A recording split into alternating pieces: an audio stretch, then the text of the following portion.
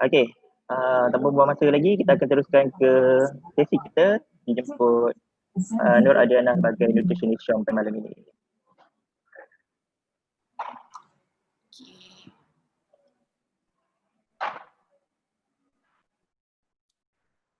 Hai semua, Assalamualaikum. Selamat malam, selamat petang semua. Saya nak tanya. Waalaikumsalam. Dengar clear ke suara ke?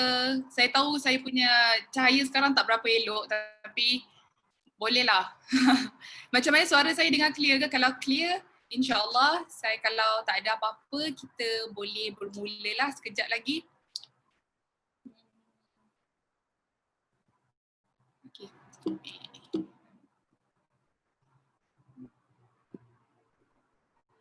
Okay, jadi saya rasa semua clear suara? Oh, okay. Alright. Okay, Assalamualaikum warahmatullahi wabarakatuh dan juga salam sejahtera. Selamat petang saya ucapkan kepada semua yang terima kasih sebab sudi bersama-sama saya dengan saya sekali lagi untuk hari ini, malam ni untuk satu topik yang bagi saya sangat macam nak cakap tak semua orang yakin dengan apa yang diorang buat, iaitu topik yang sangat besar, iaitu topik dinamakan diet. Okay, so tajuk kita malam ni ialah nak kurus ke tak, tapi diet mana yang terbaik. So kita hari ni, malam ni kita nak sembang lagi, kita nak santai-santai, kita tak nak stres-stres, kita nak relax-relax je, okay. Kita nak dengar perkongsian malam ni, saya nak share sikit lah pengalaman saya dan juga apa yang saya tahu sedikit sebanyak mengenai diet mana yang terbaik kalau anda nak kurus, insyaAllah. Okay. Okay, so kita bermula dengan jenis-jenis diet. Okay, saya nak tanya dulu lah. Sebelum tu saya nak minta anda semua, kalau macam ada diet yang lain daripada yang dekat skrin ni yang anda tahu, boleh tak anda kongsi dekat komen dekat bawah, apa lagi jenis diet yang anda tahu tapi yang tak ada dekat sini? Boleh kongsi tak? Ataupun diet yang anda pernah cuba ke sebelum ni tapi tak ada dalam ni?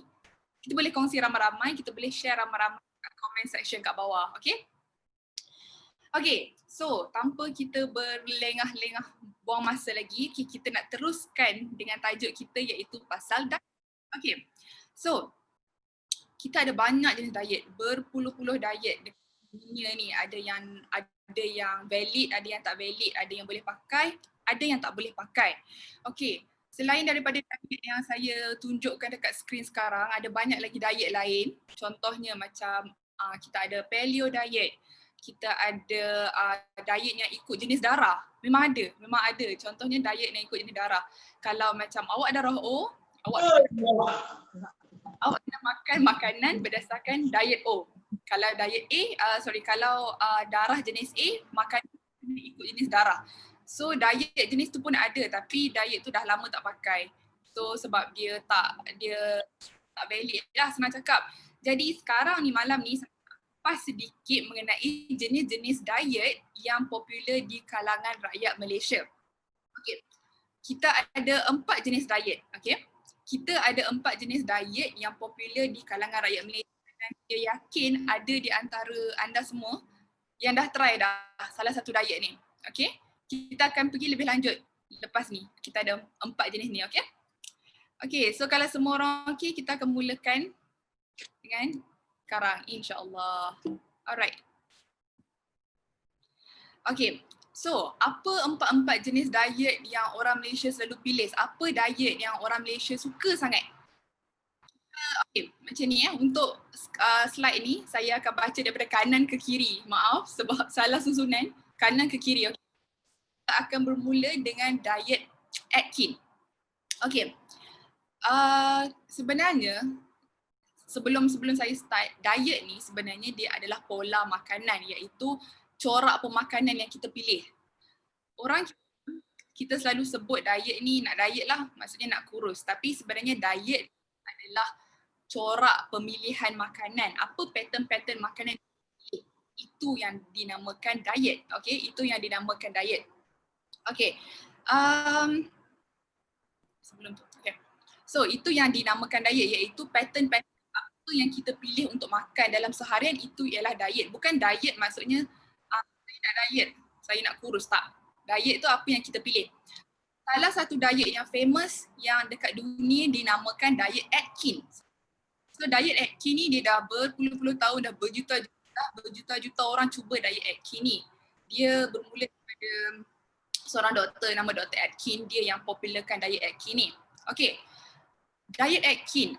Kalau siapa-siapa pernah try diet Atkins ni sebelum ni, dah tahu diet Atkins ni sebenarnya dia adalah 60% lemak. Maksudnya, kalau siapa-siapa yang nak cuba diet Atkins ni, dia kena makan 60% lemak. Okay. Kalau dia makan 60% lemak, dia ada 30% protein dan juga 10% karbohidrat. Maksudnya dekat sini, senang cakap, diet Atkins, makanlah banyak mana lemak yang kita nak, banyak mana protein kita nak, asalkan karbohidrat tu sikit saja. Karbohidrat tu kalau boleh 10% je, jangan lebih daripada tu. Okay? Itu diet Atkins. Maksud diet Atkins dekat sini ialah kita terus buang karbohidrat. Kita ambil sikit je karbohidrat. Itu maksud diet Atkins. Okay. Diet Atkins ni dia memang nak makan lemak ke, masak lemak, nak makan KFC, banyak mana ikut suka. Asalkan tak sentuh nasi. Asalkan tak sentuh benda-benda berkarbohidrat. Okay. Apple pun tak boleh ambil, pisang pun tak boleh ambil sebab itu berkarbohidrat. Okay. Faham Setakat ni okey Setakat ni okey. Saya pun ada kawan yang ambil diet Atkins. Nanti saya akan cerita dengan lebih lanjut apa dia punya kesan sampingan yang kawan saya sendiri alami lah bila dia makan diet Atkins ni. Okay, so kita dah tahu diet Atkins 60% lemak. Maksudnya makan lemak banyak-banyak pun tak apa. Okay, diet yang seterusnya yang famous dinamakan keto diet ataupun diet keto.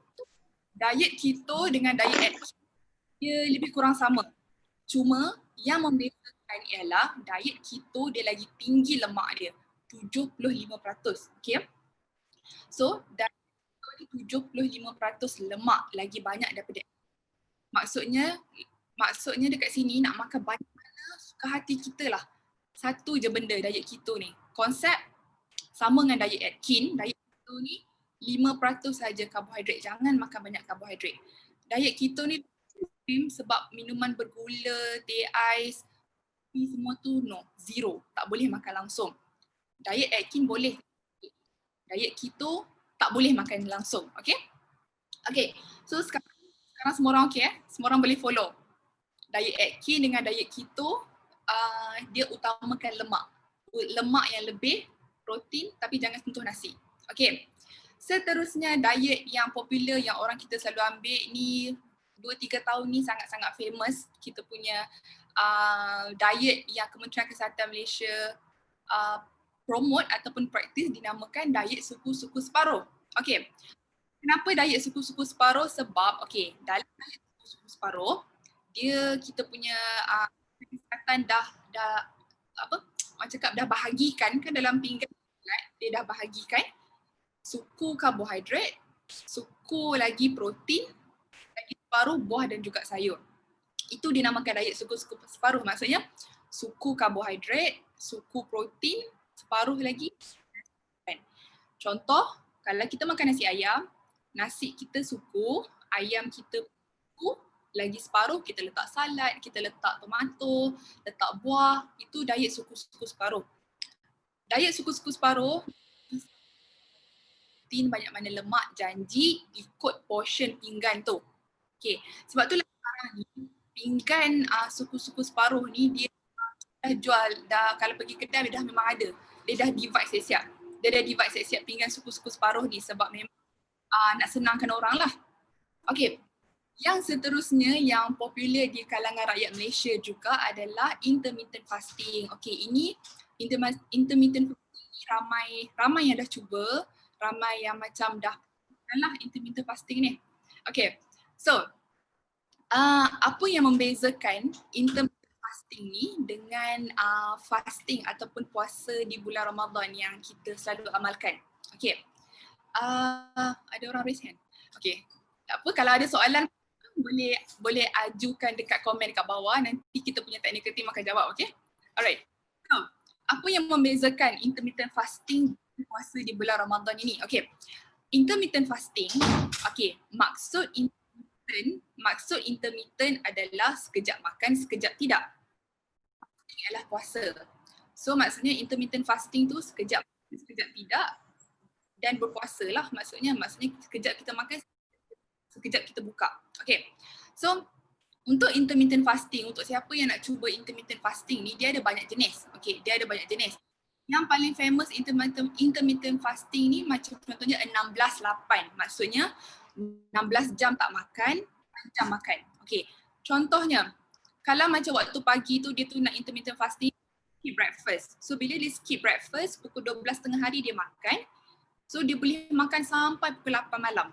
Maksudnya 8 jam lah, 12 sampai 8, so 8 jam. And then lepas daripada pukul 8 tu sampai keesokan pagi makan. Itu dinamakan intermittent fasting. Sekejap makan, sekejap tidak. Okay.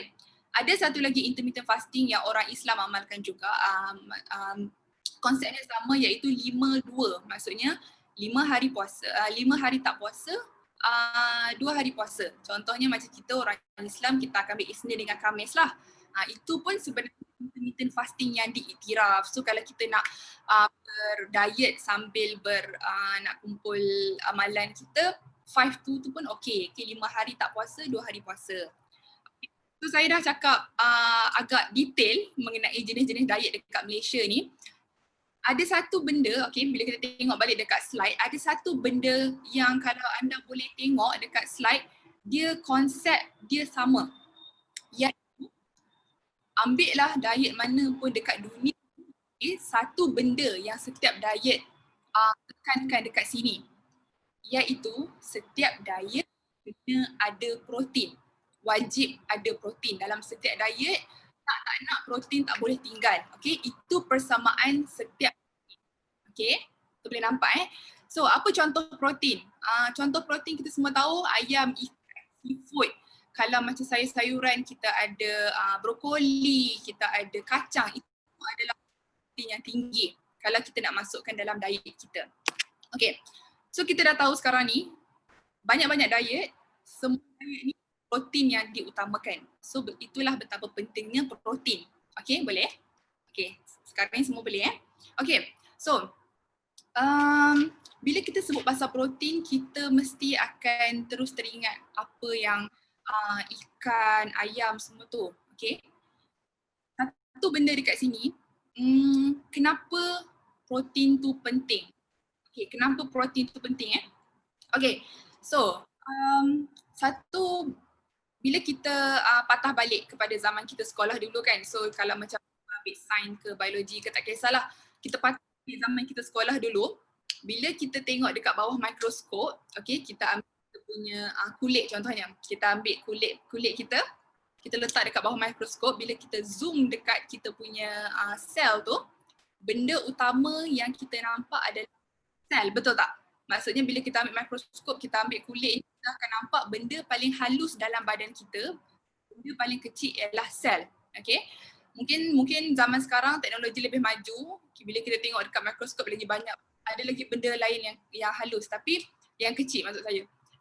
Bila kita ambil mikroskop, kita tengok bawah mikroskop, benda paling kecil adalah kita punya sel. Okay? Apa yang membentuk sel? Macam mana sel tu boleh terjadi? Sel yang membentuk sel adalah protein. Maksudnya dekat sini, tanpa protein kita tak ada sel. Faham tak? Faham tak kat sini? Maksudnya kan, yang cuba saya nak sampaikan ni adalah kalau tak ada protein, tak adalah sel kita. Itulah betapa pentingnya protein dalam badan kita. Okay.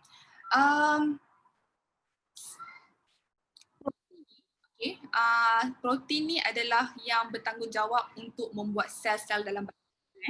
Okay, daripada situ kita tengok kita ada sel. Daripada sel, dia gabung-gabung, dia gabung-gabung, sel tu gabung-gabung menjadi tisu.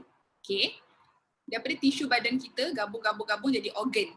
Daripada organ jadi kita punya sistem dalam badan kita. Okay, faham tak kat situ? Maksudnya kita punya proses dalam badan kita ni daripada sel yang kecil halus tu boleh jadi organ yang sebesar-besar organ, boleh jadi satu orang kata apa satu sistem dalam badan kita disebabkan sel ni lah. Dan siapa yang buat sel tu? Siapa benda bawa untuk buat sel tu? Itu ialah protein. Okay? Kalau tak ada protein, tak adalah sel badan kita ni. Itu betapa pentingnya protein dalam badan kita. Dan kalau anda semua nak tahu penting tak penting protein tu, protein adalah elemen kedua paling banyak dalam badan. Dalam badan kita nombor satu paling banyak adalah air. Air dalam badan kita ada 70%.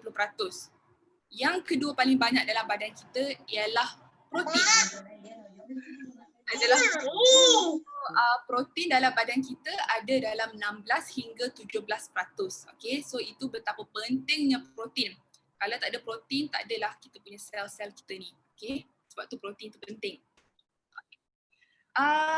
Saya nak bagi contoh kenapa protein penting sebab mungkin kita selalu ingat protein guna untuk tenaga ke, untuk nak cukupkan kita punya makanan. Kalau makan nasi kena ada protein. Tapi sebenarnya ada benda yang jauh lebih penting kenapa protein ni diperlukan. Okay, so saya nak bagi contoh nak bagi senang faham. Okay, kita bagi contoh kalau macam orang lelaki main bola contohnya. Orang lelaki main bola sepak. Lepas dia main bola sepak, masa dia main bola sepak, dia terjatuh. Bila dia terjatuh, dia terluka, betul tak? Okay, dia terjatuh, dia terluka, tapi kenapa seorang ni bila dia terluka, luka dia sembuh dengan cepat. Seorang lagi ni pula jatuh, luka dia sangat lambat nak sembuh. Kenapa? Kenapa macam dua orang ni kecederaan dia sama, dua-dua terjatuh, terluka. Tapi kenapa seorang cepat sembuh, seorang lambat sembuh? Okay, jawapan dia dekat sini ialah bila orang tu jatuh kan, kita selalunya kita akan pergi ambil iodine, kita ambil Dettol contohnya. Kita ambil lotion kuning, yellow lotion ataupun red lotion kan. Selalunya first thing yang kita buat bila orang tu jatuh kan, kita nak rawat luka tu, kita pergi ambil iodine, kita pergi ambil alkohol ke contohnya. Kita ingat, okay, ramai orang ingat alkohol, iodine ke yellow lotion ni bila kita sapu dekat luka, dia untuk menyembuhkan luka. Tapi sebenarnya tak. Sebenarnya tak. Benda tu tak menyembuhkan luka, tapi dia untuk disinfeksi. Maksudnya dia nak menghalang ataupun dia nak mencegah daripada banyak lagi jangkitan kuman yang masuk. Okay, faham tak kat situ? Nampak Maksudnya apa yang kita sapu tu dia sebenarnya macam dia just nak letak macam pagar. Dia just tak nak bagi kita bakteria masuk dalam luka kita, kalau tak jadi stand. So apa yang menentukan sama ada kita punya luka ni cepat ke tidak sembuh? Yang menentukan luka kita cepat ke tidak sembuh adalah protein. Kenapa? Sebab bila kita terluka contohnya lah, kalau kita terluka kat lutut contohnya, kita punya luka kita terbuka kan.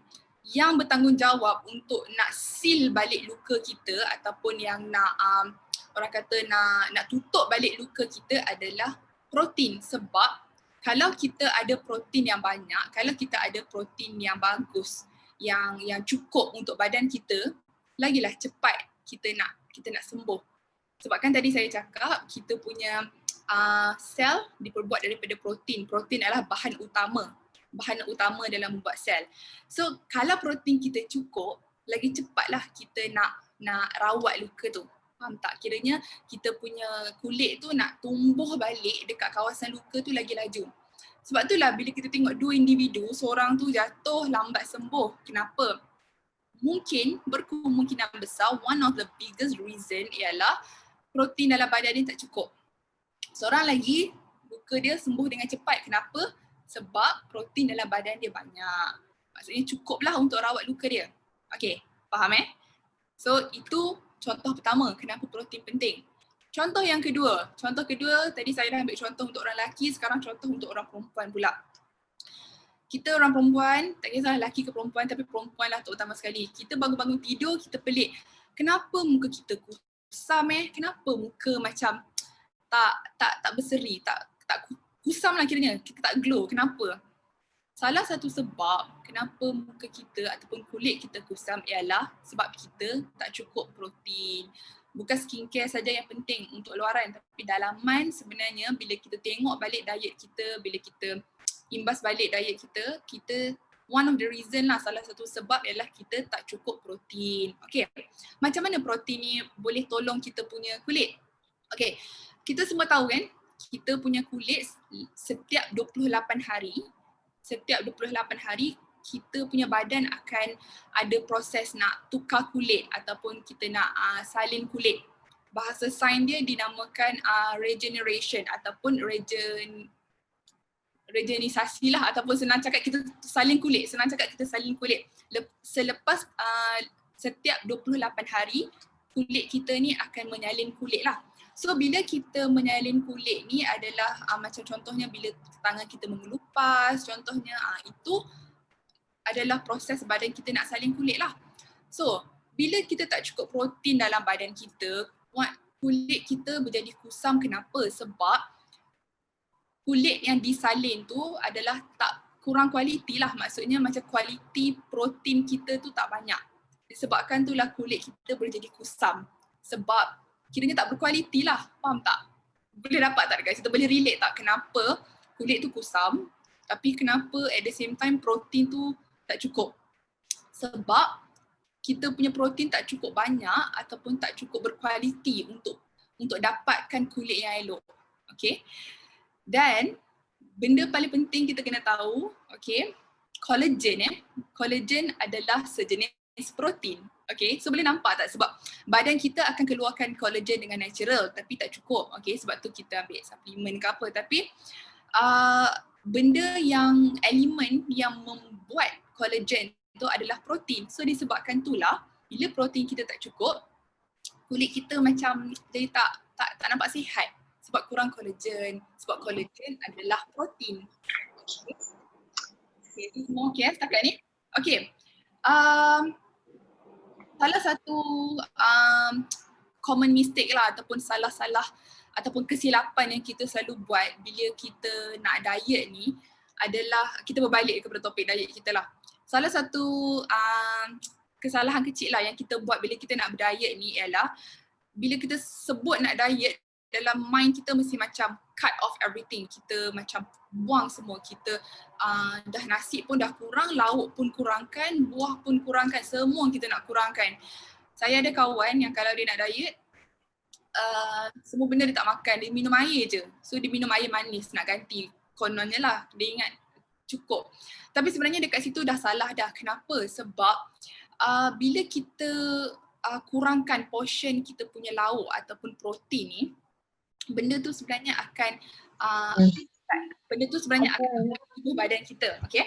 Alright, so contohnya kita boleh imagine macam kita punya badan ni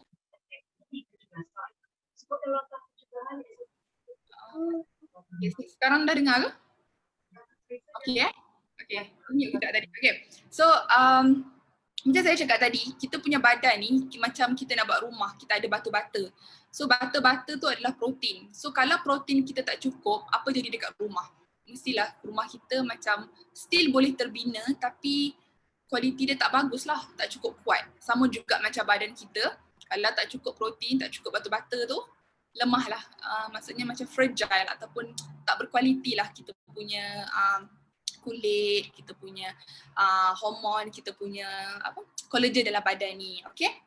Okay, so untuk perempuan, salah satu benda yang kenapa pentingnya protein ni ialah kan tadi saya cakap benda yang buat collagen ialah protein, betul tak?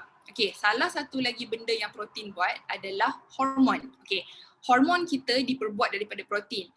Kaum wanita, ladies, maksud saya, kalau kita punya protein tak cukup, itu boleh menyebabkan hormon kita tak seimbang, dan disebabkan itulah kita macam ada gangguan emosi. Sebab apa? Sebab kita punya level hormon ni dah terganggu. Sebab itulah mood kadang-kadang tak baik semua. And then bukan setakat tu je, bila orang perempuan ni kalau kita punya protein tak cukup, rambut senang gugur sebab tak cukup protein, kuku senang patah. So sebab itulah protein ni penting dalam badan kita. Okay. Satu lagi perkara penting yang semua orang kena tahu, semua orang yang dalam Zoom sekarang ni perlu tahu ialah protein adalah bahan ataupun nutrien utama diperlukan untuk kita nak kurus. Okay. Itu yang ramai orang salah faham. Protein kita masih perlukan dalam diet. Kenapa? Sebab protein ni kita gunakan untuk nak kurangkan ataupun untuk kita nak kurangkan berat badan kita. Sebab tu pentingnya protein ni. Okey? Okey, seterusnya. Kenapa ataupun bagaimana protein tu dapat bantu untuk turunkan berat badan? Okay. Bagaimana protein dapat turunkan berat badan? Okey. So, macam saya cakap tadi, kita punya hormon, kita punya collagen semua dia berbuat daripada protein, betul? Jadi, banyak mana protein kita makan tu akan mempengaruhi kita punya tahap. So, protein dapat tolong untuk tingkatkan kita punya hormon kenyang dan kurangkan hormon lapar kita. Faham tak kat sini? Maksudnya dekat sini, bila kita makan protein dengan banyak, okay, bila kita makan protein yang cukup, protein ni dia akan tingkatkan hormon rasa kenyang kita. Sebab kita ada banyak hormon dalam badan kita. Kita ada hormon yang bertanggungjawab untuk buatkan kita rasa lapar, untuk buatkan kita rasa kenyang. Dan bila kita makan protein yang cukup, kita punya hormon kenyang kita ni akan meningkat. Okay? So dia akan kurangkan hormon yang lapar. So maksudnya bila kita makan protein ni, kita akan jadi kurang lapar. Maksudnya kita akan jadi kurang lapar, so kita punya kenyang pun berpanjangan. Okay. Dan kajian dari Amerika juga dia tunjukkan kalau kita makan protein yang tinggi, contohnya kita banyak amalkan makan ikan ke ayam, apa-apalah yang tinggi dengan protein, kita boleh bakar 80 hingga 100 kalori dalam setiap hari. Dahsyat tak? Makan protein, buang kalori. Sebab protein memang satu nutrient yang very powerful lah, orang cakap yang powerful kalau kita nak reducekan kita punya weight. Okay. Okay, so setakat tu semua orang okay ke setakat ni? Okay, semua still boleh follow Okay. Soalan yang kita mungkin akan tertanya-tanya, kenyang ke kalau makan protein je? Betul lah, kenyang ke kalau kita nak diet ni, kalau contohnya lah, kalau kita pilih diet yang berasaskan protein, kenyang ke? Saya kena makan nasi setiap hari, saya tak boleh kalau tak makan nasi nanti lapar, nanti tak makan nasi tak ada energi. Okay, kajian saintifik dah tunjukkan, kita akan study graf ni dulu Okay. Graf ni sebenarnya adalah graf di mana adalah satiety energy, okay, ataupun satiety energy ni ataupun satiety ni adalah kita punya tahap kenyang kita. Okay. Graf dekat sini kalau anda semua boleh tengok dekat skrin ni, graf ni dia nak tunjukkan tahap kekenyangan kita bila kita makan sesetengah makanan. Okay. Boleh tengok dekat situ, bila kita makan protein dan juga fiber ni adalah serat sayur-sayuran kita. Bila kita ambil banyak protein, boleh tengok protein ni dekat tangga yang paling atas. Maksudnya dekat sini, bila kita makan protein, level kenyang kita tu paling tinggi. Berbanding dengan kalau kita makan ni, carbs dan juga fat. Contoh refine punya carbs ni macam pasta, nasi, roti. Dekat situ, nampak tak dekat sini maksudnya, kita makan protein tu lagi kenyang daripada makan benda-benda karbohidrat macam nasi, roti. Nampak tak? Maksudnya dekat sini, kalau kita nak bandingkan tahap kekenyangan, okay, protein nombor 1 paling kenyang, nombor 2 baru karbohidrat. Okay? So sebabkan itulah, jangan risau kalau tak makan nasi, kalau kita dah terbiasa kalau makan nasi mesti tambah, mesti macam 2 skop, 3 skop. Takut tak kenyang kalau tak makan nasi, jangan risau. Sebab sebenarnya memang kajian dah tunjukkan protein tu tahap kekenyangan dia lagi tinggi berbanding dengan nasi. Okay? Alright. So, saya nak kongsi konsep pinggan sihat. Saya yakin dekat sini, siapa-siapa yang macam nak menceburi dalam diet ni mesti dah pernah tengok gambar ni. Mesti dah ada kot. Okay, konsep pinggan sihat ni sebenarnya adalah konsep di mana kita nak tentukan banyak mana makanan kita perlu, nak tahu sukatan, tak perlu ambil bahan barang-barang lain, hanya gunakan tangan kita saja. Kita ukur, kita suka pakai tangan kita sahaja. Okay, so sekarang ni saya nak kongsi sikit macam mana konsep pinggan sihat ni yang saya harap lepas ni kalau anda semua nak makan, ingat konsep ni sebab konsep ni sangat berguna. Konsep ni sangat-sangat membantu terutamanya untuk orang yang nak cuba makanan sihat. Okay, yang nak cuba gaya hidup sihat lah. Okay, so macam mana konsep pinggan sihat ni? Okay, bila kita ambil pinggan, bila kita start nak makan nasi, okay, kita ambil makanan, kita ambil nasi, kita ambil lauk, kita ambil buah berdasarkan konsep ni. Macam mana? Yang pertama, kalau kita nak ambil ayam, contohnya kalau kita nak ambil protein, banyak mana protein diperlukan, banyak mana ikan kita perlu ambil, okay? Banyak mana tu kita tengok saiz tapak tangan kita, okay? Maksudnya dekat sini kita nak tahu banyak mana cukup ke tidak protein kita ambil, tengok saiz tapak tangan. Sebab kita diciptakan, okay, saiz tapak tangan kita memang sama dengan keperluan yang kita perlukan. Itu the magic of it lah, ataupun macam kekuasaan, kebesaran ni lah. Saiz tapak tangan ni, okay, kalau kita ambil saiz tapak tangan, inilah berapa banyak protein kita perlukan. Kalau kita nak ambil ikan contohnya kalau kita ambil ikan tongkol, contohnya ikan tongkol kan kita potong-potong macam tu. Nak tahu banyak mana cukup ikan tu, saiz tapak tangan kita. Okay? Jangan lebih sangat, jangan kurang sangat, jangan besar ni je, maksudnya memang tak cukup protein lah. Itu untuk saiz makanan protein. Seterusnya, bila kita dah ambil ayam, kita mestilah nak ambil sayur, betul tak? Kita nak ambil sayur, kita nak ambil kailan ke, nak ambil kangkung ke, kita ambil saiz ataupun kita ambil portion sebanyak kita punya genggam. Okay, kalau dia tu genggam besar-besarlah sayur dia dapat. Kalau dia tu kecil, dia punya saiz yang cukup untuk dia pun kecil je lah. Okay, so saiz kita punya sayur-sayuran, kalau kita nak ambil, kita ambil berdasarkan saiz genggaman kita. Tadi kita dah ambil protein besar ni, betul tak? Protein besar ni, sekarang ni dalam pinggan tu, letak protein, letak sayur-sayuran banyak ni. Okay. Sayur-sayuran banyak ni saja. Okey, boleh? Faham Okey. Lepas dah ambil sayur, seterusnya kita nak ambil nasi pula. Mestilah kita kena makan nasi. Kalau tak boleh buat kerja kan? Okey. Banyak mana nasi yang saya perlukan? Banyak mana adalah besar saiz cukup tangan awak ataupun kita panggil macam saiz kita nak scoop kan? Macam nak apa tak? Nak scoop ni, saiz ni. Jangan ambil besar ni pula. Ini dah terlebih. So kita ambil besar ni. Ini sebenarnya saiz yang kita perlukan untuk karbohidrat, untuk nasi contohnya, yang bersesuaian dengan badan kita. Janganlah ambil, jangan macam melebih-lebih pula ambil tu. So dari situlah berat badan kita naik sebab kita makan benda yang lebih daripada sepatutnya. Okay, badan kita sebenarnya perlu satu cukup je yang cukup. Kita pula pergi ambil tambah-tambah sebab sedap sangat. Okay, seterusnya lemak dan juga minyak.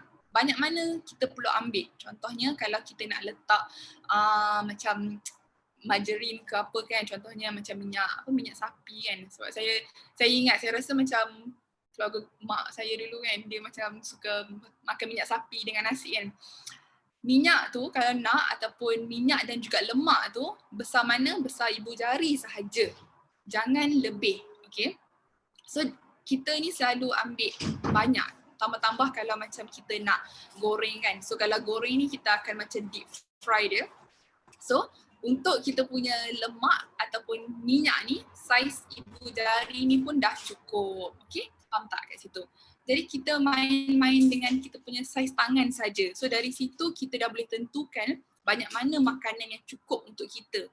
Banyak mana makanan yang badan kita perlukan. Okay, jangan lebih daripada tu. Kalau kita nak amalkan gaya hidup sihat lah. Okay, so ada orang tanya, kalau contohnya lah ada orang tanya, saya tak makan nasi, saya ni jenis suka makan spaghetti, saya suka makan pasta. So macam mana saya nak ukur? So macam mana saya nak ukur banyak mana pasta, banyak mana spaghetti yang cukup untuk saya? Okay, dia tak ada dalam slide ni tapi saya nak kongsi jugalah. Saya nak kongsi just in case ada di antara anda semua ni yang nak cuba konsep pinggan sihat ni. Kalau anda nak makan pasta, okay, di konsep yang Mak Saleh kenalkan, ya Allah. Konsep yang Mak Saleh kenalkan, okay, berdasarkan saiz tangan, kalau nak makan pasta, banyak mana pasta yang cukup adalah berdasarkan saiz ini. Okay, nampak kita punya jari jari telunjuk dengan jari ibu ni, okey, ini je pasta yang kita perlukan. Maksudnya kalau kita nak ambil, jangan ambil segenggam ni. Kalau kita nak makan pasta, yang cukup untuk kita adalah besar ni saja. Okey, ambil banyak ni je dah cukup. Itu saja badan kita perlu. Jangan banyak-banyak. Okey. So macam mana pula dengan contohnya cheese? Saya suka makan cheese. So tak boleh ke? Boleh.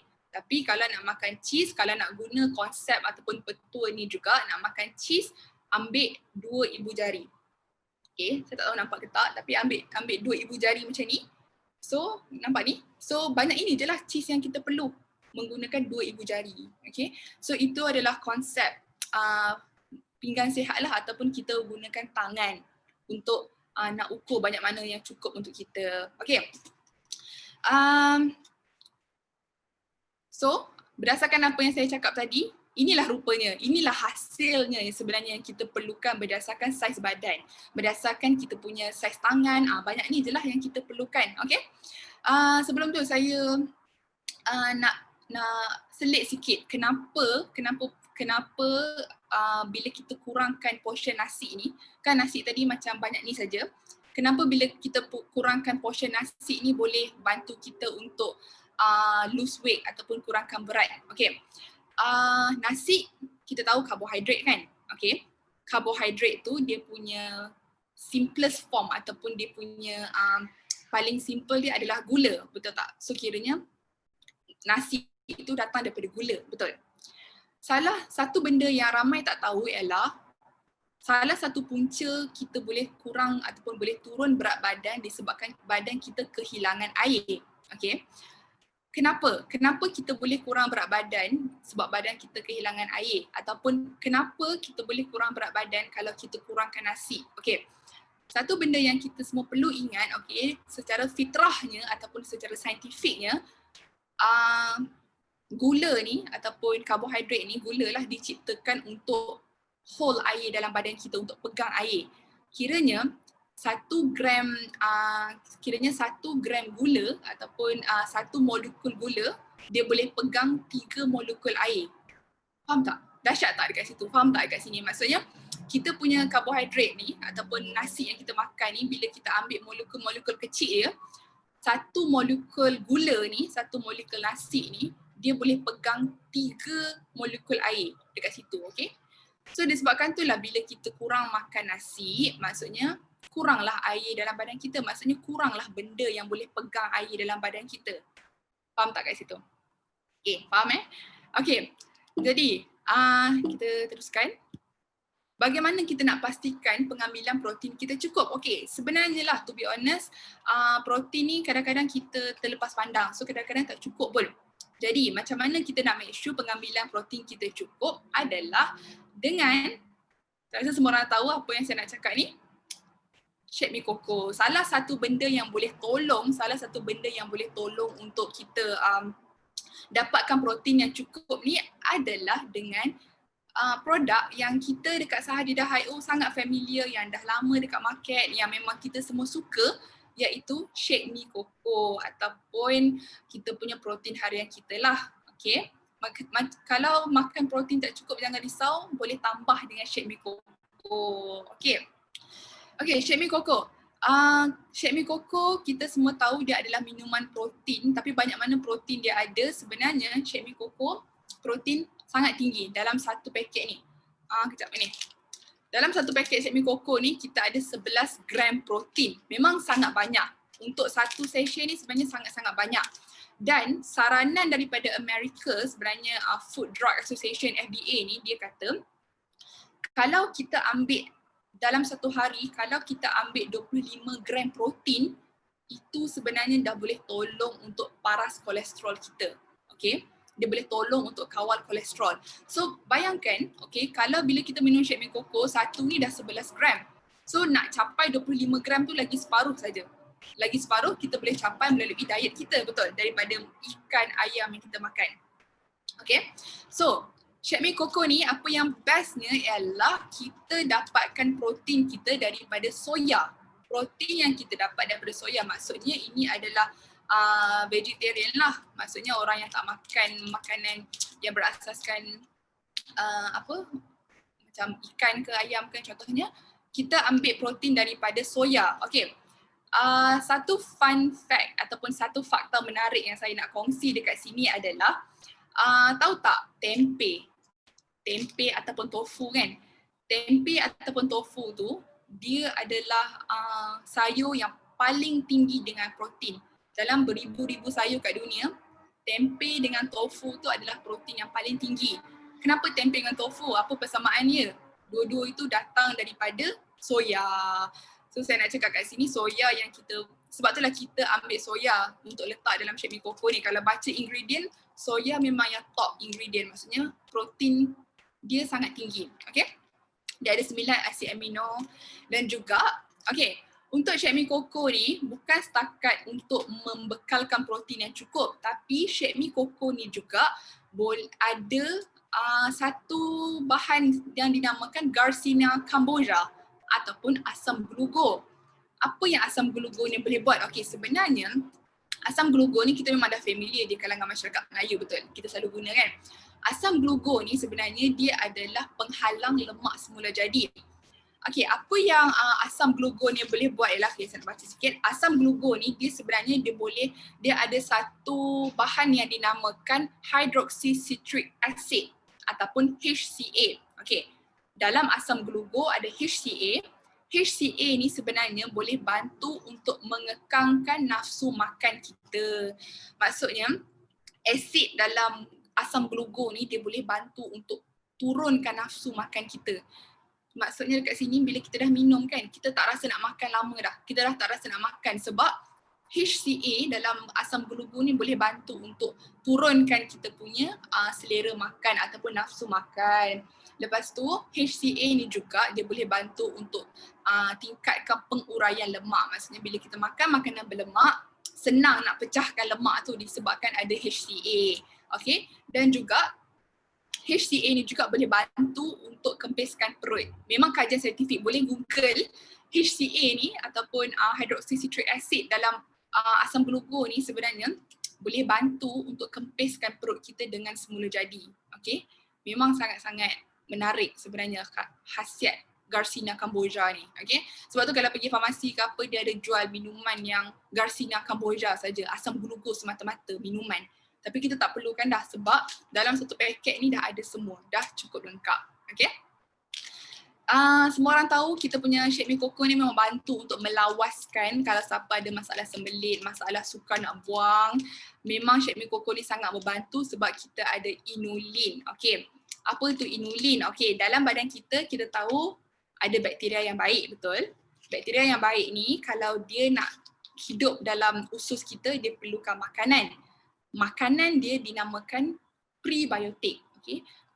Bakteria yang baik dinamakan probiotik. Makanan dia dinamakan prebiotik ataupun inulin. Inulin ni dia boleh bantu untuk cegah sembelit ataupun nak tolong melawaskan. Sebab itulah siapa makan Shake Me Coco ni senang nak membuang, senang nak lose weight sebab ada inulin. Dah nama Shake Me Coco maksudnya ada koko dalam ni. So dalam kita punya Shake Me Coco ni kita ada serbuk koko yang premium. Maksudnya bukan yang ada pemanis tiruan ke apa, tak ada. Shake Me Coco yang kita gunakan kenapa selamat? Sebab kita ambil serbuk koko yang premium. Kita semua tahu koko ni bukan coklat semata-mata yang kita beli tu, bukan. Koko ni sebenarnya dia ada banyak khasiat terutama dekat kita punya jantung. Satu lagi fakta yang tak ada dekat sini, tak ada dalam slide ni ialah sebenarnya koko ni, khasiat koko ni sangat bagus untuk kita punya brain function kita. So kalau ada di antara anda semua sekarang ni yang macam ada anak yang tengah study ke apa, koko sangat bagus untuk kita punya brain function. Tapi janganlah beli coklat yang manis-manis tu. Dark chocolate pun okey ataupun senang ambil Shake Me Coco terus. Memang bantu untuk kita punya brain function. Sebab itu adalah manfaat koko. Akhir sekali, kenapa Shake Me Coco? Sebab Shake Me Coco ni kita ada 97 kilokalori sahaja. Maksudnya satu sachet ni tak banyak kalori. Jangan risau kalau terasa lapar waktu malam, kalau rasa berdosa sangat nak makan, sebab malam-malam ni kadang-kadang kita selalu terasa nak makan Maggi lah, nugget lah semua kan. Kalau rasa takut, kalau rasa bersalah dekat badan, ambil ini satu ni dah cukup. Memang ada 97 kilokalori saja. kita tahu semua barang dekat Sahaja Dahaiu memang kita akan letak garam buluh yang tulen. Maksudnya kita memang kaya dengan vitamin dan juga mineral. Yang paling penting Chef Mi Coco ni, okay, untuk siapa yang ada diabetes, untuk siapa yang ada masalah kencing manis, jangan risau walaupun macam bila kita minum rasa manis, tapi sebenarnya tak. Kita tak ada fructose ataupun kita tak ada gula tiruan, okay, ataupun bahan pengawet lah, tak ada gula tambahan. Jangan risau, siapa yang ada kencing manis memang boleh minum Chef Mi Coco. Bukan saja boleh tambahkan protein, tapi juga boleh tolong untuk kuruskan badan kita. Walaupun ada diabetes, tapi boleh kuruskan badan juga dengan Chef Mi Coco sebab tak ada gula tambahan. Okay, cara pengambilan dia macam biasa, kita apa-apa minuman, kalau minuman tu dia dah diperkaya dengan vitamin, dengan mineral, jangan letak air panas terus. Saya yakin semua orang kat sini mesti dah tahu kan macam mana nak bancuh Chef Mi Coco. Air sejuk boleh, air suam boleh. Saya selalu pakai room temperature je air mineral tu.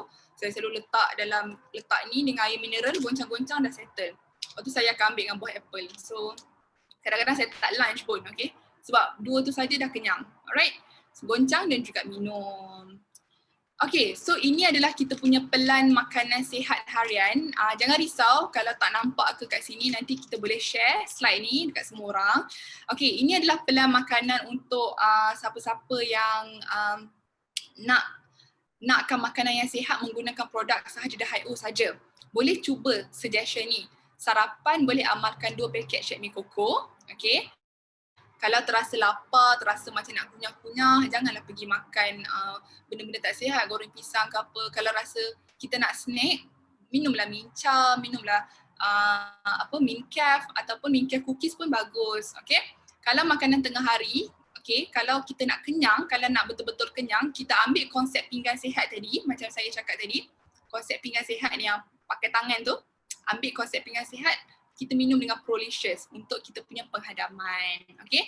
Makan malam macam biasa juga, sama ada kita makan menggunakan konsep pinggan sihat tadi ataupun kita makan 2 paket ni saja dah cukup. 2 paket ni memang dah betul-betul cukup.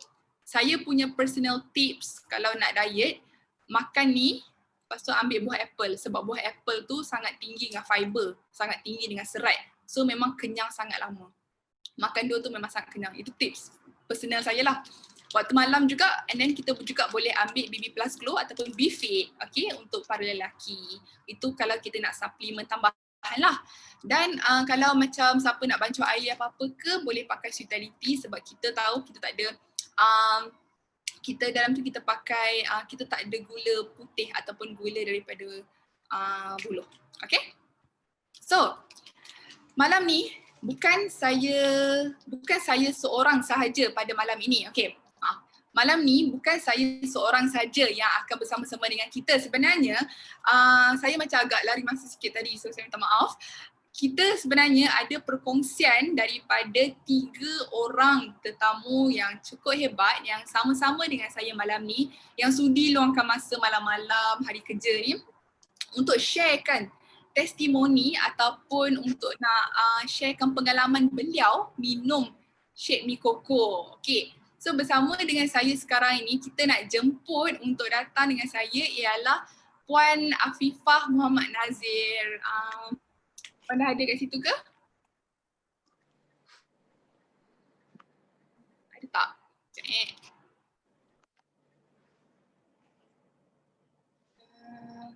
Assalamualaikum. Waalaikumsalam.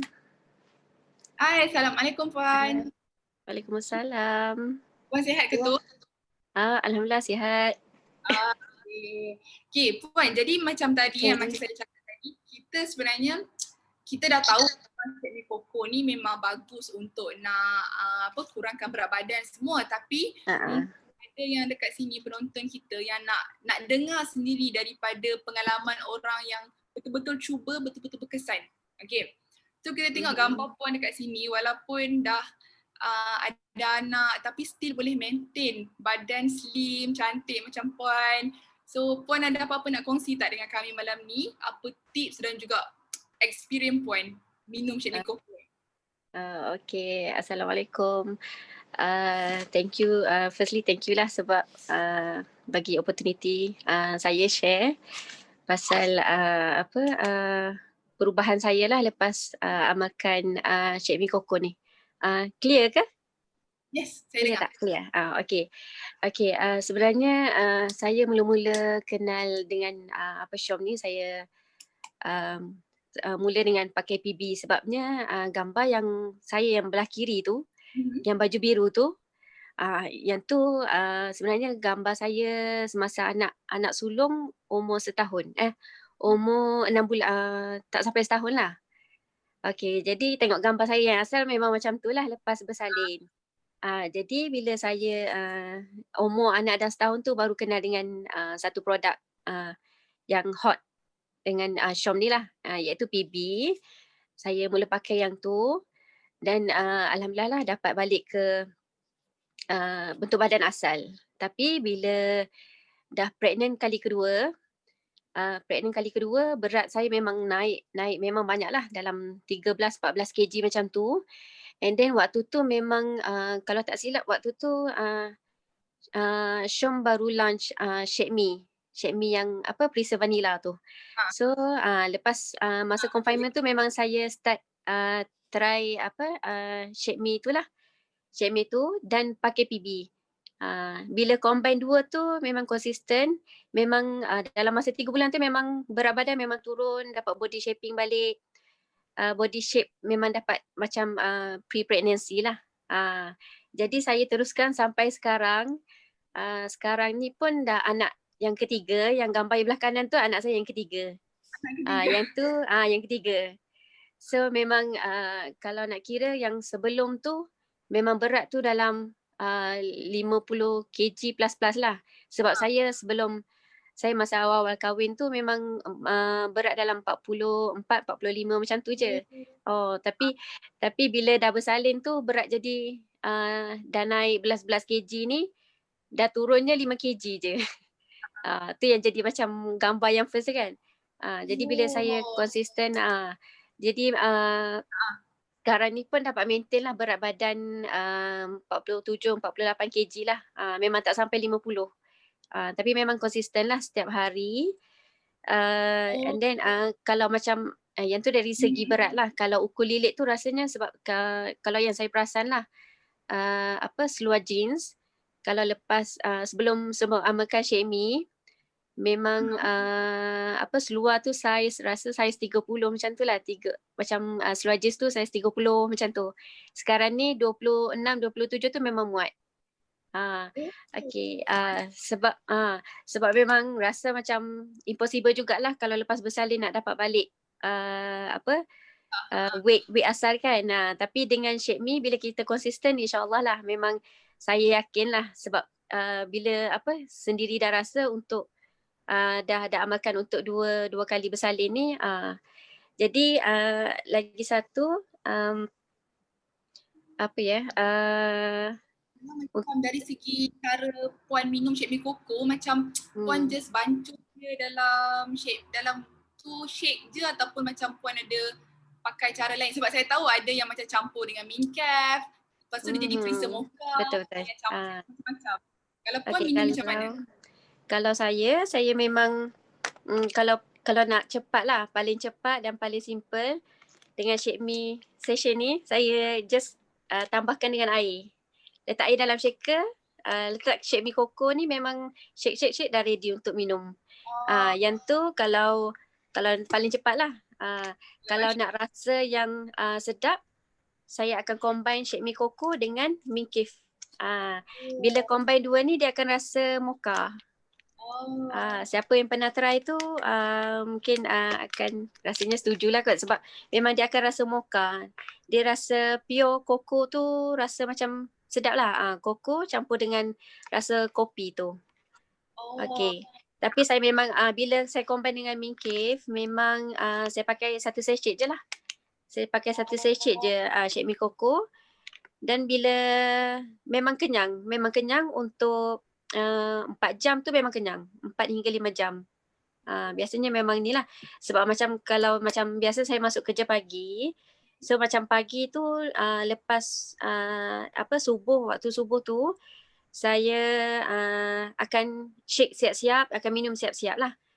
So kalau nak makan nasi tu memang dapat tunggulah sampai pukul 10-11 tengah hari tu pun baru rasa lapar lah biasanya. So macam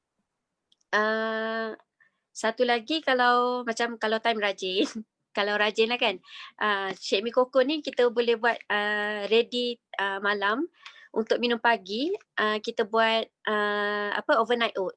Overnight oat, overnight oat pun boleh, memang sedap. Bila kita campur Shake Mi Coco ni dengan roll oat, and then kita boleh letak fresh fruit, kacang-kacang, honey pun boleh, dengan yogurt sikit, letak susu, and then kita boleh simpan dalam fridge. Kita boleh makan pagi lah, kira breakfast dengan overnight oat tu memang kenyang lagi lama lah. Sampai macam kadang-kadang tu kalau macam sibuk sangat kerja, tengah hari tu memang tak sedar pun. Tak lunch. Tak lunch pun tengah hari. Bila makan overnight oat ni. Bila macam sedar-sedar tu dah petang dah. Memang betul-betul lah kenyang dia. Kenyang. Kalau macam memang 4 hingga 5 jam tu memang akan kenyang lah.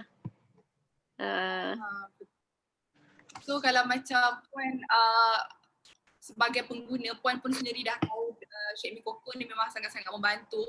Apa yang Puan nak boleh bagi tips terakhir Puan sebelum kita habiskan kita punya sesi ni? Apa macam tips yang Puan nak bagi kalau macam untuk orang yang baru nak cuba Shake Mi Coco ni?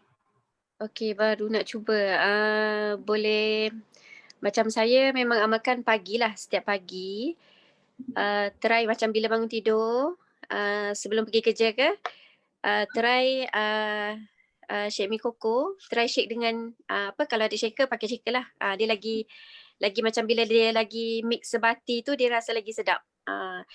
And then cuba konsisten untuk seminggu, memang akan nampak hasil dia. Memang dalam seminggu kalau konsisten tu, saya rasa memang kalau 1 kilo 2 kilo tu memang akan turun lah. Sebab macam saya dulu masalah sebelum Mama Shake Mi ni, memang baju memang tak muat nak pakai, baju lama tak muat, and then ada masalah sembelit. Sekarang ni bila konsisten setiap hari, memang setiap hari akan membuang lah. Maksudnya dalam sehari sekali tu memang akan ada, memang melawaskan lah. Sangat-sangat membantu. Siapa tu tanya? Berkesan lah untuk kita punya seharian berkesan. Ya. Banyak lain kiranya. Lagi satu macam kalau saya kan, sebab saya tahu saya jenis sebab saya jenis makan nasi, macam suka makan nasi. Suka makan nasi. Jadi macam kalau makan makanan berat tu macam 3 kali sehari kan. Biasa pagi, tengah hari, malam. Jadi bila ambil Shake Mi pagi, saya boleh skip daripada 3 kali ke 2 kali sehari je saya makan. Memang kita kat situ lah so kiranya. Memang banyak ni lah.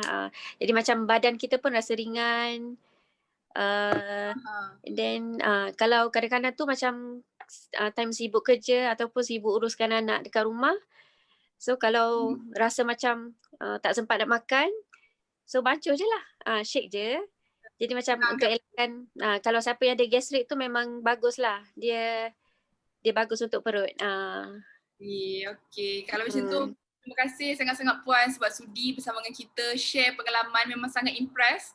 Kalau sekarang Puan anak 3 memang sangat-sangat impress badan macam tu. Terima kasih sangat-sangat sebab sudi bersama dengan kita hari ni. Sama-sama.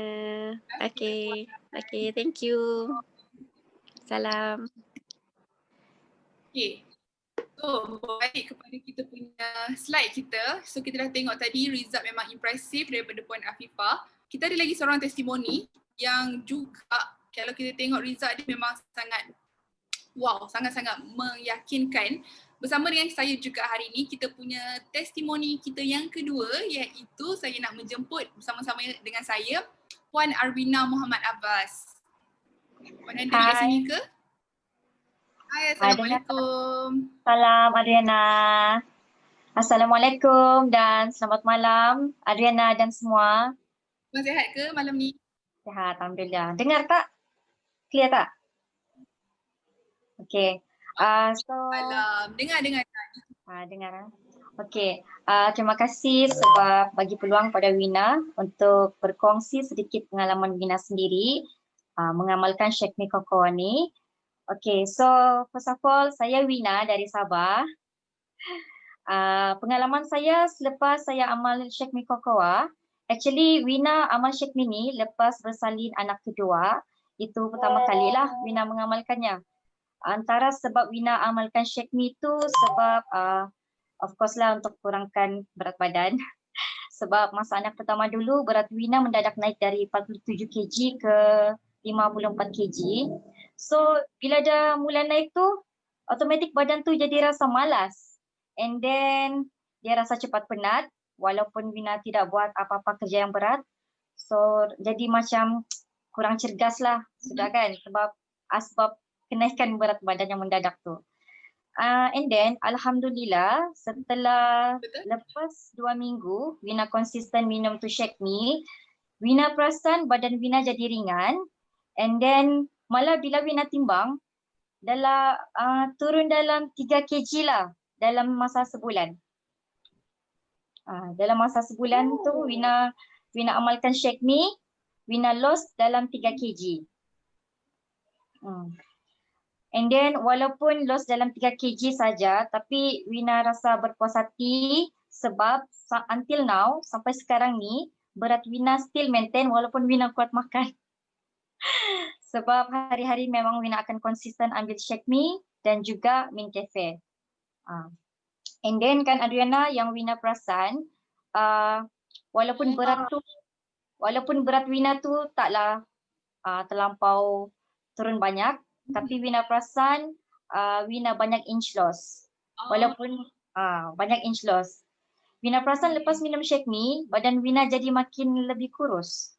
Lepas kurus, so bagi Wina Shake Me tu penyelamat lah. Bagi Wina, Shake Me tu penyelamat bagi Wina dan juga bantu menaikkan balik Wina punya confident diri. Okay. Puan Wina, saya nampak ada orang tanya Puan dekat sini, berapa kali Puan ambil Mincaf campur dengan Shake Me? Saya dalam memang sehari?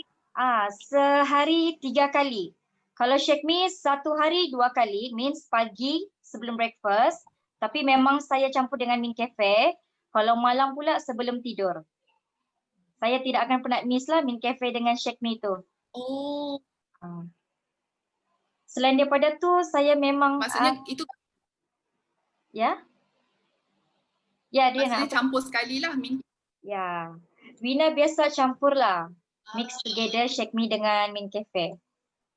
Lepas Wina konsisten amal Shake Me dan Min Cafe tu, berat Wina maintain. And then kalau sebelum amal, Wina guna size baju size L. Dan selepas amal Shake Me pula, Wina boleh sudah sarung size S, means which is yang size Wina yang sebelum Wina berkahwin lah. Maksudnya memang perubahan yang sangat ketara lah. Ya. Dalam masa yang singkat. Sebab selain daripada Shake Me dengan Min Cafe, memang Wina pakai satu set Premium Beautiful jugalah. So itu membantulah juga. Puan, lepas tu saya nak baca lagi satu soalan last sebelum kita, sebab kita pun semua dah tahu memang perubahan Puan memang sangat ketara. Okay, nanti saya akan tunjuk balik slide yang gambar Puan. Perubahan Puan sangat-sangat impresif. Ada seorang tanya dekat sini, kalau campur air berapa? Dia nak tahu cara Puan minum. Berapa banyak air Puan letak? 200 ml saja. Saya kalau minum, saya memang minum one go sajalah. Saya memang selalu guna air sejuk. Kadang kalau lagi mau sedap, tambahlah ais cube. 2-3 ketul begitu. Maksudnya dalam memang sejuk lah, minum tu memang fresh. Betul-betul. 200 ke 300 ml lah macam tu. Lepas tu campur dengan ice cube pula, memang sedap lah. Ya, sebab saya kan memang kaki sejuk. Saya tidak pandai minum yang som-som, so boleh jugalah. Ada orang tanya tak betul tak? Dia memang tak betul. Sebab kalau kita Dia shake memang tak betul sebab korang kena shake proper lah. betul. Baru dia proper. mix semua. Ya, betul. Okay. Memang sangat-sangat menarik lah Puan. Kalau macam tu, apa pesanan Puan kalau Puan nak bagi tahu dekat orang yang macam baru nak mencuba, ataupun sebab saya tengok dekat komen ramai orang berminat nak tahu cara Puan bancuh semua. So apa yang macam Puan nak kongsikan ataupun macam nak cakap? Sebenarnya senang. Okay, insyaAllah. Okay, ini tips saya yang setiap hari saya amalkan. Setiap pagi saya memang akan minum shake me tu, mix dengan min cafe, pastikan perut kosong. Okay, dalam lepas sejam baru saya akan ambil breakfast lah. Ambil breakfast, kalau pagi tu saya memang tak akan makan nasi, saya akan ambil macam bread, salad dengan min cafe tu saja. Kalau tengah hari, saya memang akan makan nasi juga. Petang pun saya makan juga nasi. Tapi kalau sudah malam, lepas jam 8 ke atas, saya memang tidak ambil sudahlah. In case saya lapar, min cafe dengan bread itu sajalah. Lagipun, kalau kita sudah ambil shake me, dia macam automatic cut kita punya selera. In the same time, dia rasa kenyang lah. Yang gambar tu sebelum saya ada anak lagi tu. yang sudah slim tu selepas saya sudah ada anak 2. Beza sangat-sangat perubahan yang kita nampak ni, saya yakin semua orang dekat komen ni pun nampak yang memang sangat ketara, memang sangat-sangat meyakinkan, dan saya rasa bila saya tengok komen ramai sangat orang kata saya terus bersemangat bila tengok gambar Puan Wina, saya nak cuba lagi, saya nak konsisten. So Wina mau share juga dengan semua, lagi-lagi yang sudah ada di sini malam ni, korang yang belum amalkan tu shake me, jangan lepaskan peluang, kena amalkan juga. Sebab shake me memang is the best lah. It's the best. Dia punya ingredient pun memang yang sangat kita perlukan untuk kita punya badan. So memang tidak dinafikan, shake me cocoa memang sangat membantu kalau dari segi penurunan berat badan, inch loss. InsyaAllah memang boleh, sebab senang kan, shake-shake tinggal minum saja. So tidak masalah lah. InsyaAllah. Terima kasih Puan sebab sudi share, luangkan masa dengan semua orang dekat sini. Terima kasih sangat-sangat. InsyaAllah nanti bila nanti kita share lagi mengenai Puan punya perjalanan ni. InsyaAllah. InsyaAllah. Terima kasih Adriana. Terima kasih Puan. Assalamualaikum. Salam. Okay. Kita punya sesi kita yang terakhir pada malam ni, okay, kita nak bawakan kepada anda semua seorang tetamu kita yang sangat hebat, okay, yang sangat hebat, dan saya yakin ramai orang kenal. Saya bawakan dekat sini seorang macam saya cakap tadi, seorang individu yang sangat hebat yang bukan sahaja pengguna Shake Me Coco, tetapi beliau juga dah buktikan sebenarnya Shake Me Coco yang bukan sahaja ada kesan dekat badan beliau pun membantu untuk macam increasekan lagi dia punya sales. Okay, so bersama dengan kita pada hari ini, saya nak bawakan kepada anda semua adalah CDM Siti Rohana Yusof. Saya yakin semua orang kat sini mengenali beliau.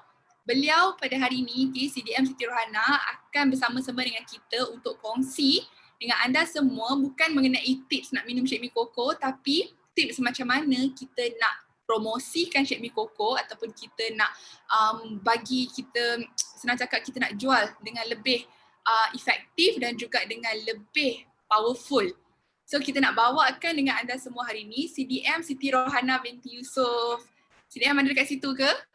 Ada. Assalamualaikum Adriana dan sahabat-sahabat dalam keluarga Syom semua. Assalamualaikum. Waalaikumsalam. Okey. Puan sihat malam ni? Alhamdulillah sihat. Alhamdulillah. Jadi ni terima kasihlah perkongsian daripada Puan Wina tadi dengan apa? Dengan siapa tadi? Puan Afifah. Dengan Puan Afifah. Okey, memang kata memang sangat baguslah perkongsian tu kan. Sebab apa dia ni yang paling penting, perkongsian tu adalah daripada diri sendiri kan. Apa-apa pun yang paling penting kita bermula daripada diri kita sendiri kan. Okey. Terima kasih.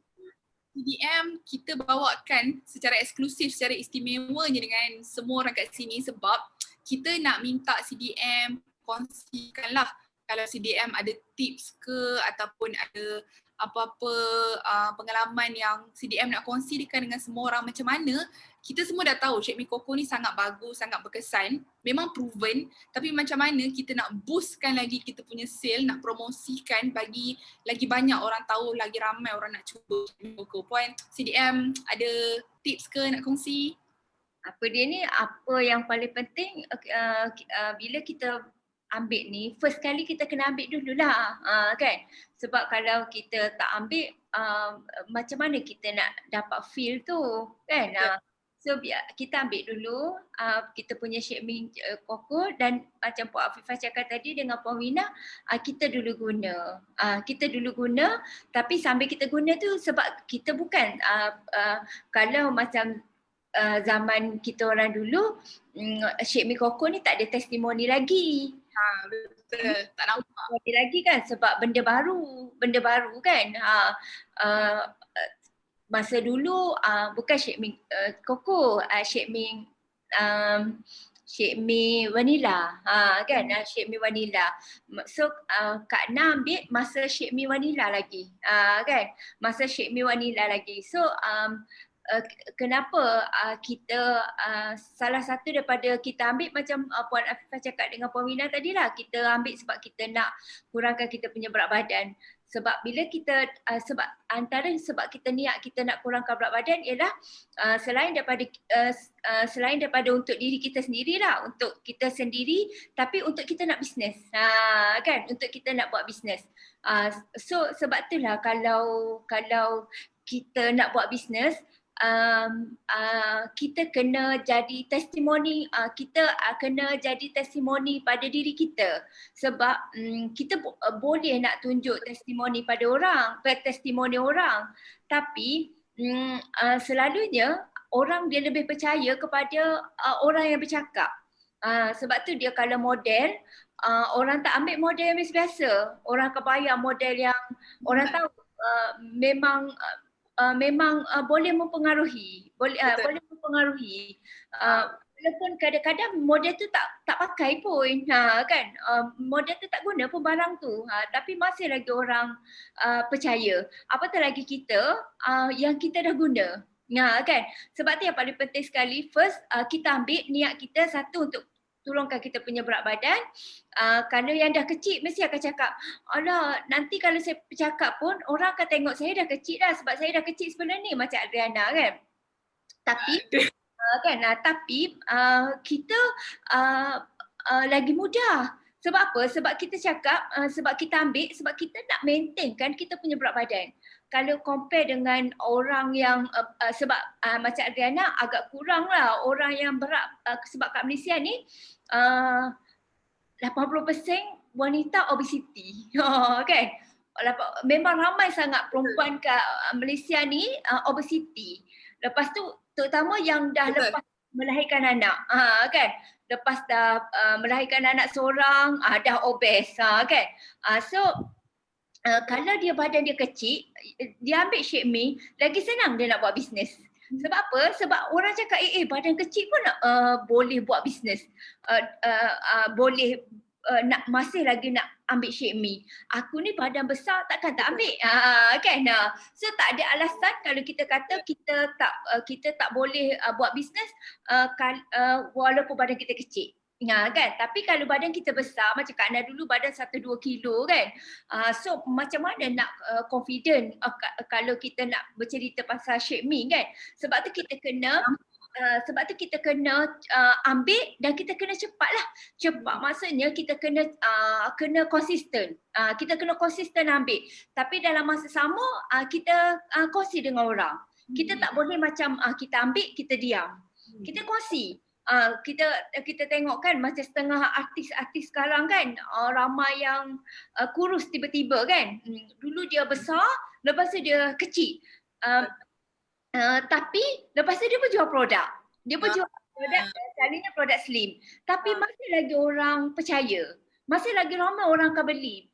Contoh kan, tak boleh buat contoh siapa-siapa dia kan, sebab memang kita tak boleh buat contoh orang kan.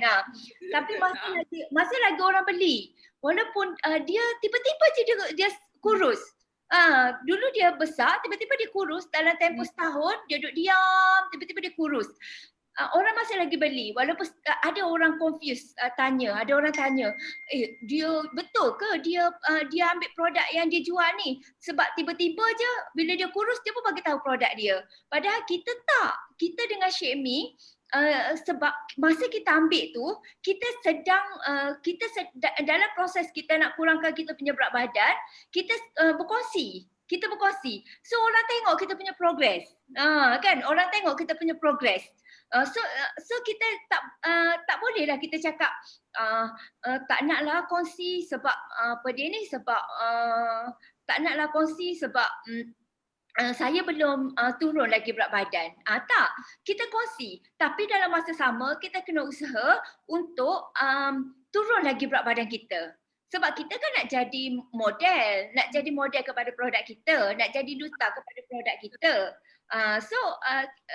Sampai kita guna, kita terus kita usaha nak turunkan berat badan, tapi kita kongsi.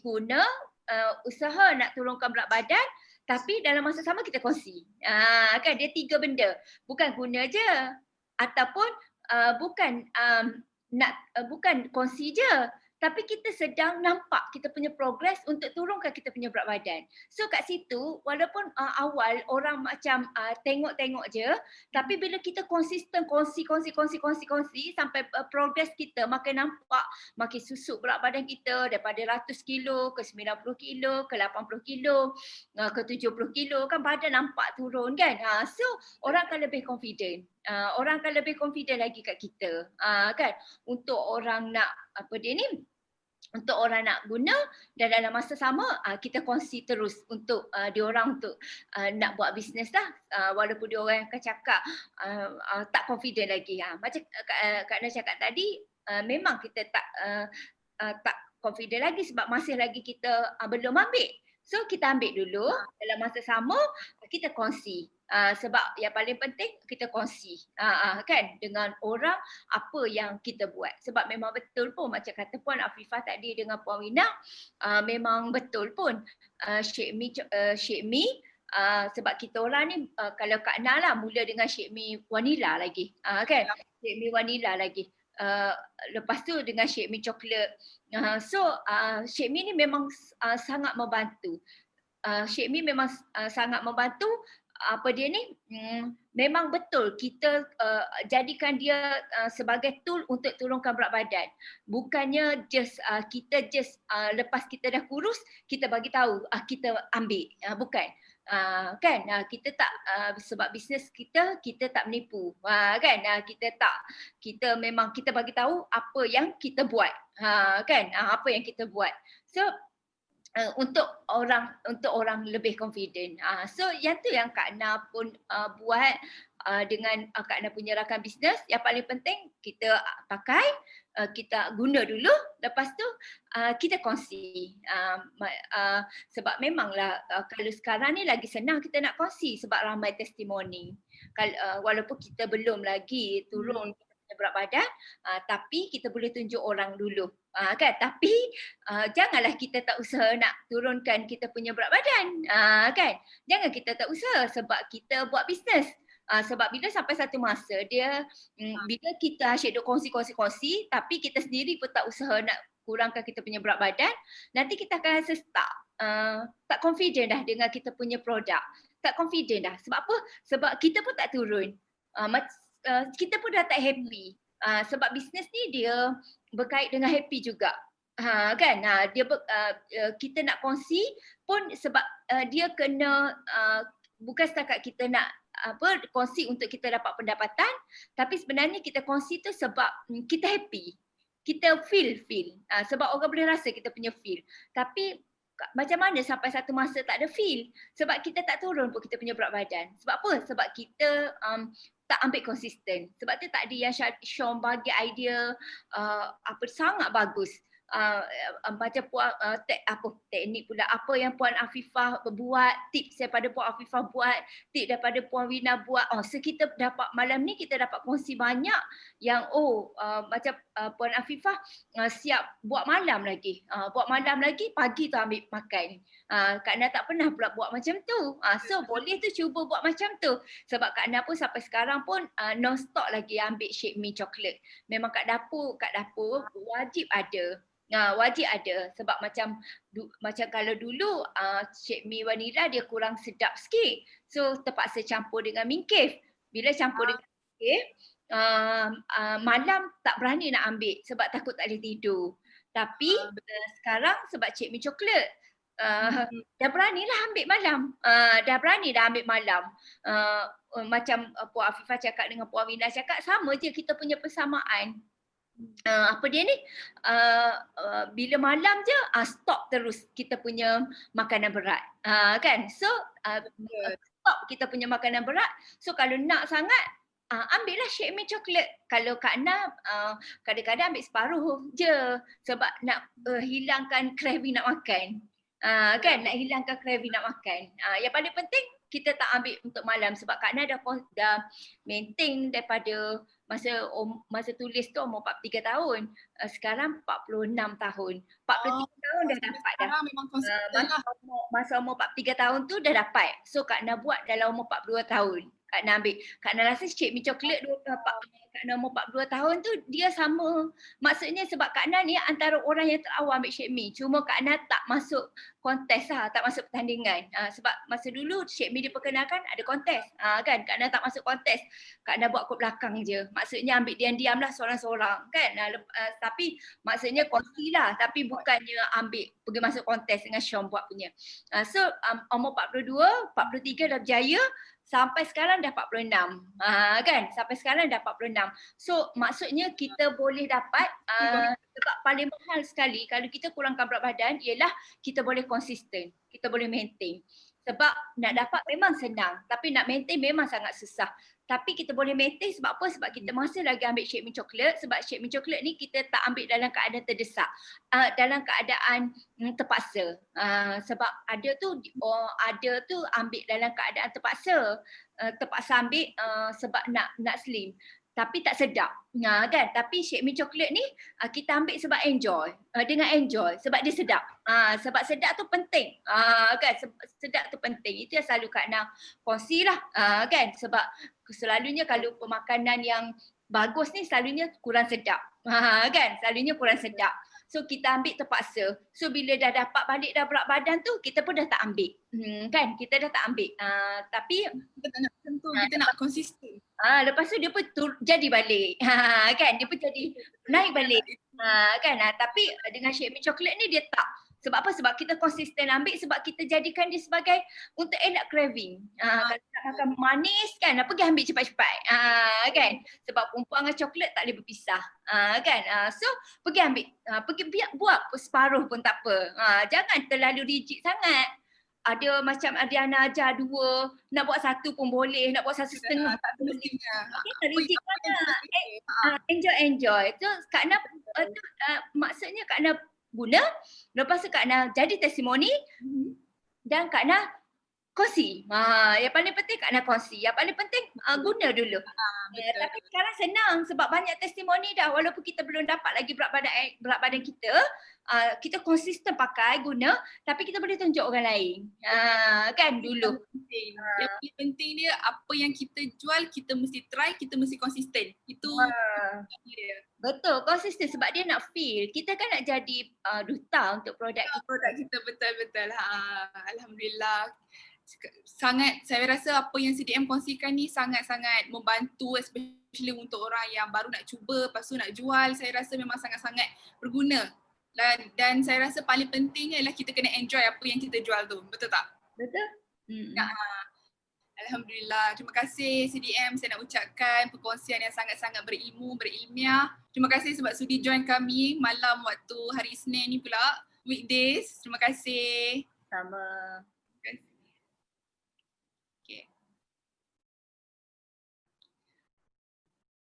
Okay, so kita dah dengar tadi perkongsian yang sangat hebat daripada CDM Siti Rohana, daripada Puan Wina, daripada Puan Afifah. Alhamdulillah. So kita punya session malam ini kita sampai di sini sahaja sebab kita pun saya yakin kita dah dapat banyak dah ilmu, kita dah tengok macam mana testimoni, kita dah tengok selling strategi sangat-sangat berguna. Alhamdulillah, dan saya harap sesi malam ni dapat bantu anda semua bukan saja untuk dalam perjalanan nak kuruskan berat badan tapi juga in term of nak menjual, nak selling Chek Mi Koko. Okay, so kalau macam tu sampai sini saja kita punya program pada hari ini. InsyaAllah kita jumpa lagi. Esok kita ada program, minggu depan pun ada program di Sahadidah IO di Zoom ni saja. Okay, sekian. Assalamualaikum. Okay, terima kasih kepada Riana dan kepada 3 orang lagi sharing tadi. Okay, jangan lupa esok kita ada lagi sekali perkongsian daripada Syafiq mengenai BFIT. Dan saya harap semua orang enjoy malam ni. Terima kasih kepada saya dan tim. Assalamualaikum dan selamat malam.